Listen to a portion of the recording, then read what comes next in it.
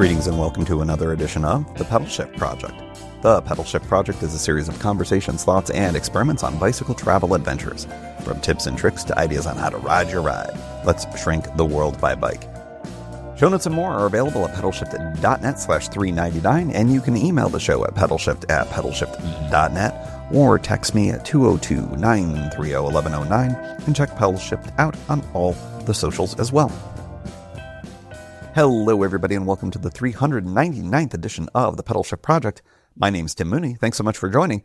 On this edition, it is planning season for spring and summer tours, but if you are in the United States or you are coming to the United States planning for a bike adventure in the United States, there's some real question marks about our national park system right now. And I've been hearing from some of you asking about this.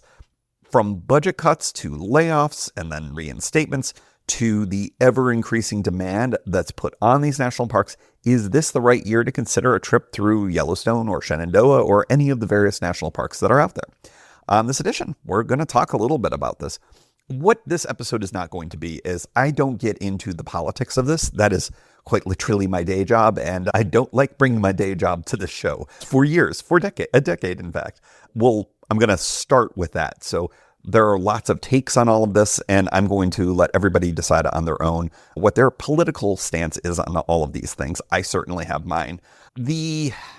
What's the deal?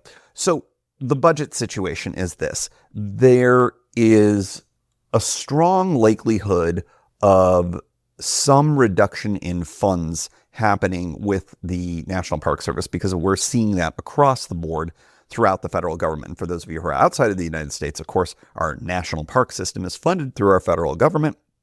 And so that certainly will end up having an impact on things. The mechanisms for all of that are a bit controversial. I think that there's some question as to some of the legality on some of that. So that may end up having an impact on things as well.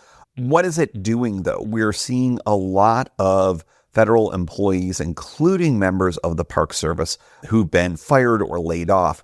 In February, we had a big firing of a certain category of federal employees. I won't get into all the details of all of that. Of course, that included Park Service folks.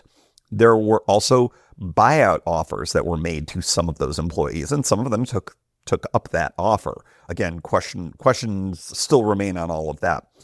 Just recently, before I started recording this within the last week or two, a court order led to the reinstatement of many of the folks that had been fired before. There is still a huge gap in the staffing needs for the Park Service. Even if none of this was happening, there was such an increased demand through the last probably 10 years or more, where just they're very popular. And we were having troubles in the United States being able to staff things up based on just the overall demand, not just domestically, of course, from folks in the US, but folks from all around the world. It's very common for you, if you're riding your bike through a park or you're just visiting a national park, to run into folks from all sorts of different countries. I've run into a lot of folks from Germany. In fact, if memory serves, I believe that some signage isn't even in German because it's so popular. It's not a widely spoken language in the US, but there are so many German tourists coming over to enjoy our national parks that a lot of the signage is in German, which is, I think, fascinating. And my high school German benefits from that, even though my high school German is very terrible now here in 2025. So what are we looking at right now? So we have a whole variety of services that are at risk if you are going to be looking at riding through a national park. The first thing, ranger programs. Those are the fun things that happen in campsites that I always like doing, quite honestly. Sometimes there are campfires, sometimes there's a naturalist kind of a thing where they teach you about the flora and the fauna.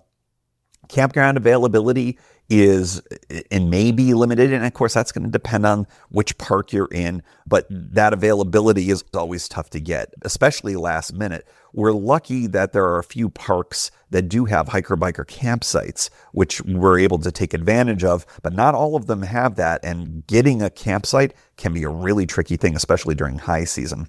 Road maintenance is often an issue. Shuttle systems, because now, and especially some of the more well-traveled to parks, They've actually stopped the ability for folks to be able to drive their motor vehicle in, and they have to park outside of the park or at some parking lot within the park, so that the popular parts of the park are accessed by shuttle systems for a variety of different reasons. Yosemite is a great example of that. Zion's another example of that. Water access is another open question. Of course, the C&O, which is a National Historic Park, that has had water access changed in recent years. We no longer have that water being available that's treated. The pumps are still there. The arms are put on the pumps, but you're expected to treat your own water. So lots of different things have happened through the years, and budgets are impacting it, demand's impacting it, all of these types of things. What are the parks that are most likely to be affected that impact cycling? I would say Yellowstone is probably one of the ones that I would put on that list, maybe at the top of the list, because that's a major route. I believe the Trans Am route goes through there. You've also got Shenandoah, and you've got the Blue Ridge route, and lots of different parks are impacted. Yosemite, I believe some folks will cycle through Yosemite, and I know I'm missing a whole bunch of others. The Natchez Trace is another one that's also a national park. So lots of different possibilities that could impact your ride here. So what are those impacts?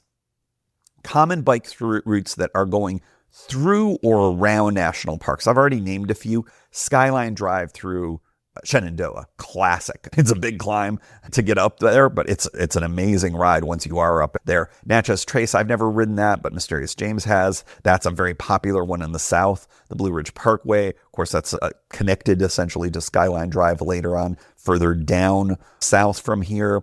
The Yellowstone Loop. There's all sorts of different routes that are impacted here.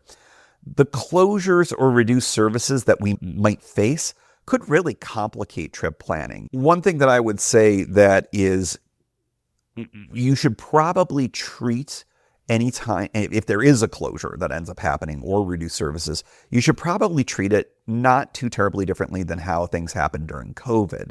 If you were around during COVID here in the US, a lot of different places had absolute closures. A lot of places had absolute reduced services.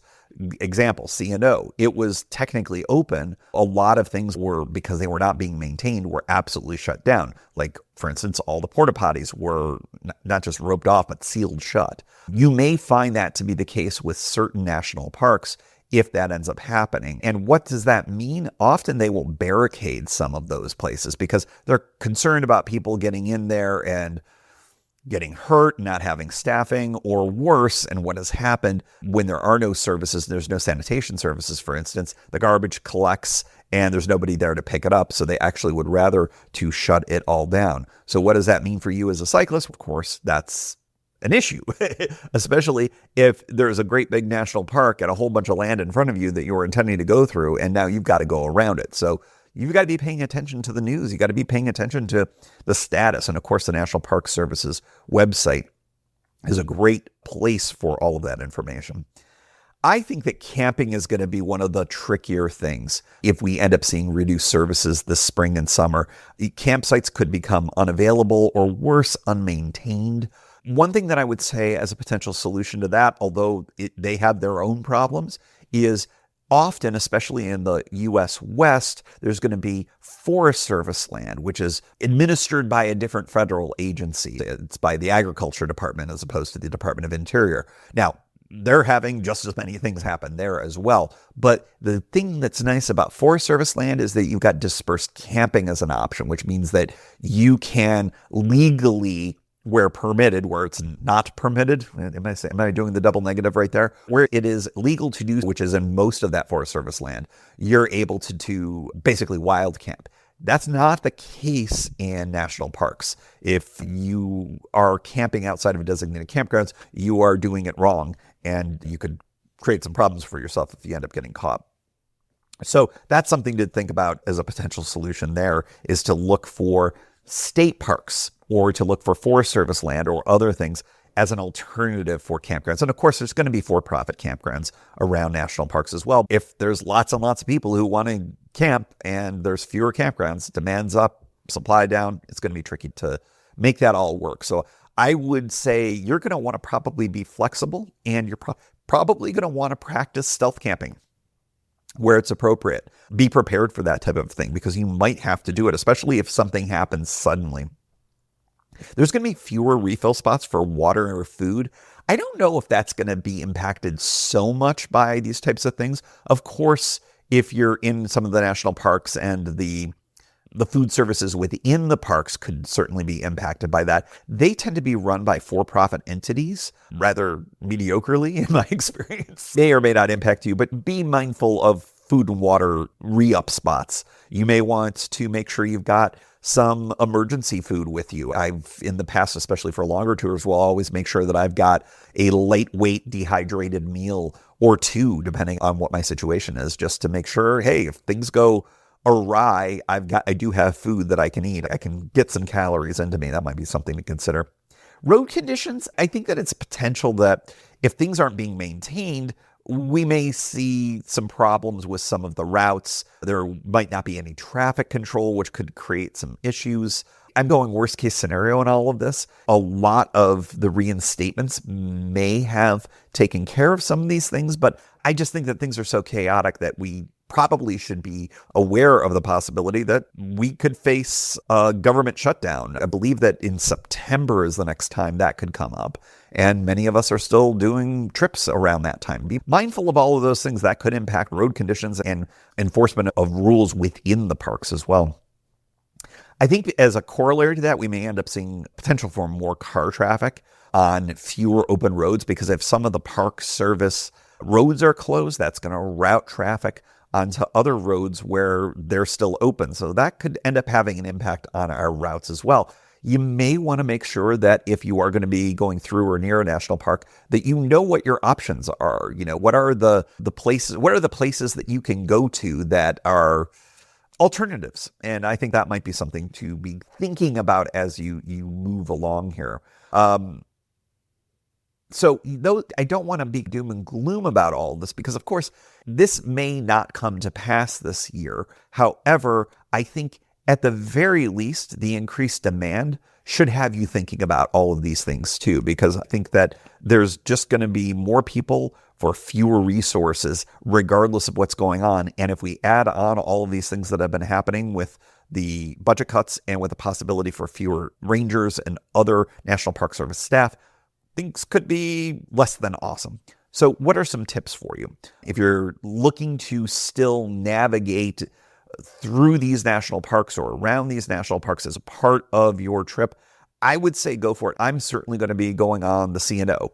C&O is probably not going to be as impacted. Quite frankly, there's not a lot of maintenance that goes on with it anyways. There's very little ranger presence. I'm not even sure if there are any rangers. There are some at the various visitor centers, but it's all volunteers essentially that you end up seeing on the trail there, unless there's some maintenance going on. Depending on your park, some of this may be just a shrug. Some of it may have bigger impacts.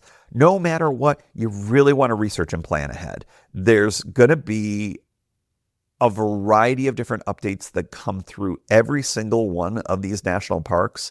They're going to be through the nps.gov website. It is always your best source for official information. I do think that Reddit can also be a really helpful place for you to go to as well. There's a few subreddits that I think might be helpful to take a look at for that. You may want to consider relying on that smartphone. I know many of you like to leave the smartphone at home, but apps and websites are really helpful for some real-time closure updates. I've already mentioned nps.gov, but if you're looking for alternative camping opportunities, especially free ones, iOverlander is one. You're going to see that a lot for sort of the camper types, van life types, but they can be helpful for you as well as a cyclist too.